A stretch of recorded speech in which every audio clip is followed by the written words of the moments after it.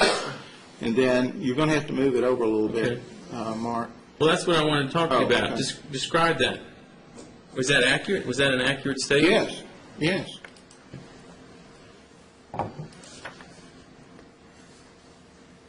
I'd like to go ahead and just introduce the Tracy Calkins records themselves as the next collective exhibit. All right, I don't believe those have been testified to by anybody, so I'll object on the basis of hearsay. Foundation? I thought they were made an exhibit in Dr. Howell's deposition. I may be wrong about that, but we can take that up later. I'm not aware that they were, Your Honor. Let's reserve, Okay. if you want to mark them for identification Sure. after that now, or you want to, I'd like to go ahead and mark them as identification just so I don't forget.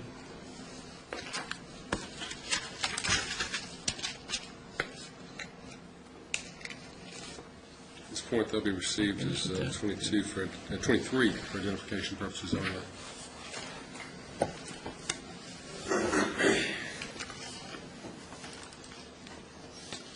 Now, I'm going to change topics just a little bit here and go to your lost income. Now, are you making a claim for lost income in this lawsuit? Yes. And are you putting forth the claim that was described by Mr. Menzel, the $317,000 Yes. figure? Yes, that's correct. Now, had you done a calculation on your own before I retained Mr. Menzel? Yes, I had. Okay. And let me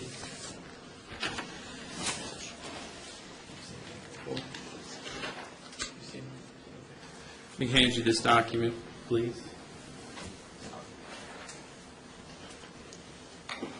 Do you recognize that? Yes. Would you describe to the jury what you did in order to develop what's established here? What I did, and this was at your request, to come up with some kind of accounting. And believe me, I'm not an accountant. That's not my forte. I can add, subtract, and multiply, but I am not an accountant. But I'd been asked to come up with a number of what I thought that I had lost. You know, and as a layperson, I did the best I could here. Well, let's talk about that. So this is what you produced at my request. Right. Put that up here and we'll talk about it. All right, you have stated there, well, let's just go through that. Tell me what those figures represent. Okay, in the year 2002, from October the 25th to the end of the year, 9 weeks after the accident, I had collected $0 from work during that time period that I had performed during that time period. And this is important because initially, and I think that's their claim also, that I didn't collect any money. I did collect money from work that I had done. In fact, there's a large deposit, I believe, in December of '02 for the Becky and Eric Max job. That job was completed before the accident. I just hadn't collected the money. In fact, I hadn't met with them. The drawings and everything were ready. The bills were ready, but they were not available. They own a business and travel quite a bit. But I didn't collect any money in the year 2000 from the date of the accident to the end of the year as a result of the work during that time period. All right. So when there was a discussion with Mr. Menzel about Mr. Menzel putting those deposits that show on your bank statements and putting that back into income that been generated earlier in 2002, is that what you're talking about? Yeah, that's what I'm talking about. And so, okay, so you explained that amount. What about year 2003?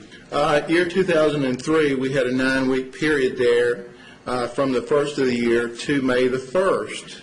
And I had collected at that point, because I had gradually started doing a little bit more work building up every day, you know. I collected $5,972.92 up to the 1st of May. Okay. Now, that income there, that 5972.92, was that income that you had earned during that period of time? That's correct. And then the next column, you just added that up. Is that right? Correct. And you came up with the 331.83. Right. For that 18-week period, you know, I had averaged $331 per week, some change. And that decrease in income caused you to, how did you make ends meet during that period of time? Sold our houses, sold everything we could get our hands on and sell. Let's talk about the income before the accident. How did you arrive at that?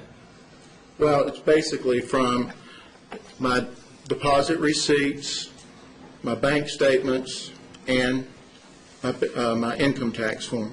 All right, and you came up with the figure there at the bottom of 3478.67. You just do the math there? Yeah, and in a way, this is, you know, not fair either to say it's for a 52-week period, because that's really for a 48-week period, because I took 2 weeks off in the summer. I've talked about the scout trips and all of that, you know, and our spring break trips, and then during the holidays I took off time. So I really only worked 48 weeks a year in the year 2000, 2001. But at my request, your attempt was in this document to give me Right. what you thought your lost income was for that 6-month period. Exactly. And so what did you ultimately arrive at? Well, in the year 2000, my revenue was $156,000. The year 2001, it was $149,000 and some dollars. In year 2002, to the date of the wreck, it's $204,000 for 43 weeks. That's 43 weeks from January the 1st to October the 25th. And so the total income from the first of the year 2000 to the date of the accident was $511,000, which is 147 weeks, which you divide one by the other, and you get $3,478 per week was my average income for all that time before the accident, 147 weeks. And so ultimately, you came to a conclusion that for that 6-month period, you lost how much? I'm just talking about just the layman's. Yeah, you know, this is the best I could do on short notice there. Total loss of income based on those calculations, that kind of averaging, was $56,643. Loss in income from the date of the accident to March 1st, 2003. I'd like to go ahead and mark that as the next exhibit showing. Objection? No, Your Honor. Now, what I would like for you to do 25. is, if that gets marked, is take this calculator and multiply it by 4, and multiply that figure. Okay, can I have that back? Excuse me, that's 24, not 25. I'm sorry? Exhibit 24. Oh, I'm sorry. I thought you were giving me the number. All right, you want me to multiply what by what? I want you to multiply the 3146.84 by 4. That's by 4? Okay. Yeah. 12,587.36. Did Mr. Mensel indicate that the weighted average per month of what he thought you should make was $12,344? It was about that, I think, yeah, that was his testimony. For a 33-month average, it was $12,344 per month, so that's pretty close. All right. And so for that, there was a period of time, at least up until March 1. that document that you have there talk about through March 1? Mm-hmm. That's a yes? I'm sorry, that's correct. That's through March the 1st. Is that your claim that through March 1 of 2003, you were not able to make any income? That's correct, yeah. I was most of the time flat on my back, but as the time progressed closer to the March 1st thing, I started working more and more and more, and I was able to meet with clients, get some things finished up or get moving. And, right after that, I think that I actually started another big job. All right. Let's talk about, you said you were laid up, what have you. What about the time it took to go to these therapy sessions?